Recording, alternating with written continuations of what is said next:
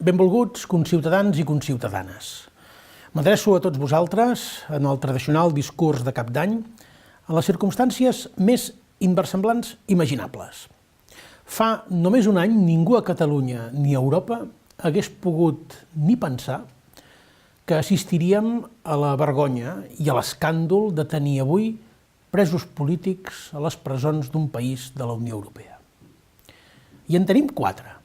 El vicepresident Oriol Junqueras, el conseller Joaquim Forn, en Jordi Sánchez i en Jordi Cuixart. Són a la presó per les seves idees polítiques, i això ho sap tothom.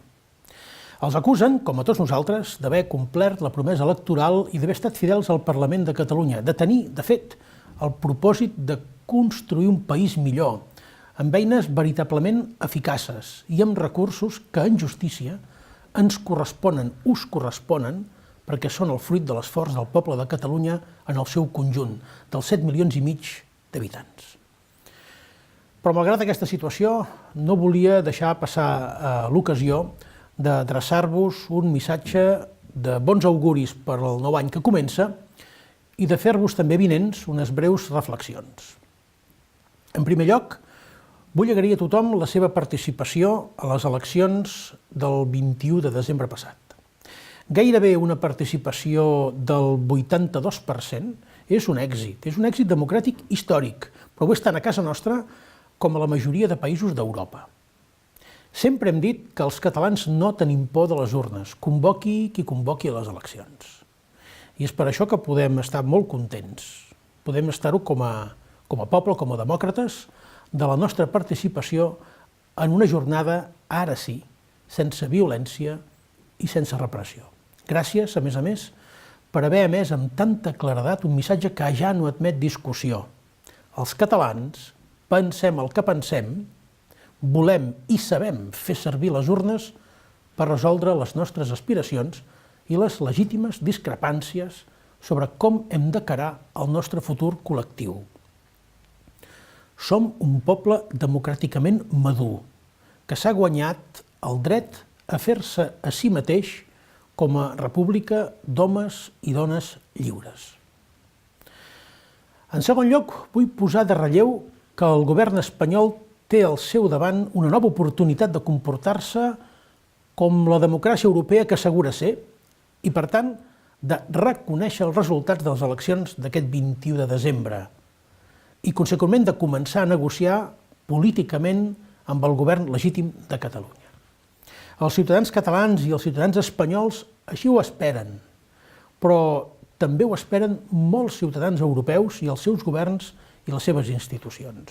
Molts ciutadans esperem que, fracassada la recepta de la violència, de la repressió i de la liquidació de l'autogovern, comenci finalment l'era del diàleg i la negociació que venim reclamant des de fa tants anys.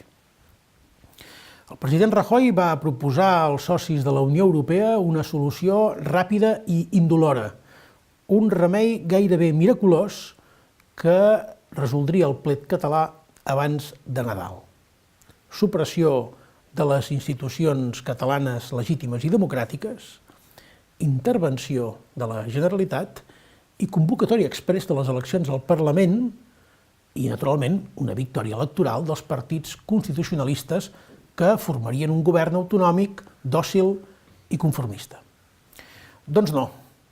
La darrera part no només no ha sortit com ell somiava, sinó que el seu partit ha quedat relegat a la darrera posició i el govern que presideixo pot mantenir el suport parlamentari de què ha gaudit.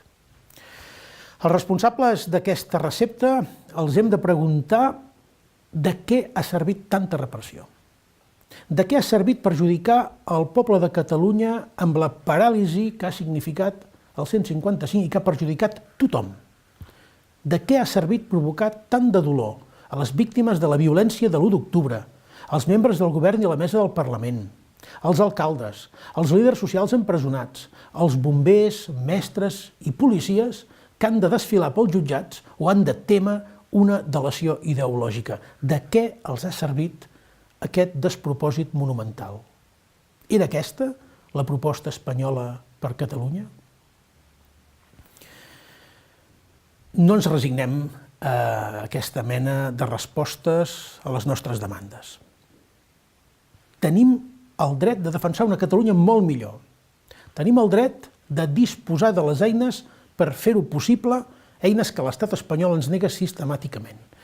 És més, com a polítics tenim el deure de fer-ho. Per això, com a president, exigeixo al govern espanyol i als qui li donen suport que rectifiquin allò que ja no funciona, que reparin el dany causat i que restitueixin tot allò que han destituït sense el permís ni l'aval dels catalans. Les urnes han parlat, la democràcia ha parlat, tothom s'ha pogut expressar. A què espera el president Rajoy a acceptar els resultats, a acceptar la voluntat dels catalans? D'aquí un any, el discurs de cap d'any del president de la Generalitat es farà, com no podia ser d'una altra manera, al Palau de la Generalitat, ben a prop de tots els treballadors i treballadores de l'administració catalana que avui suporten la intervenció barroera i a qui vull encoratjar a continuar servint al nostre poble amb la mateixa eficàcia de sempre. Fins aleshores, us desitjo de tot cor que l'any que ara comença dugui aparellades les millors perspectives per a tothom i en tots els àmbits. Espero que sigui un any pròsper, un any de progrés i un any d'harmonia en què gaudim dels valors fundacionals de la República: llibertat, igualtat i fraternitat. Moltes gràcies i bon any 2018 per a tothom.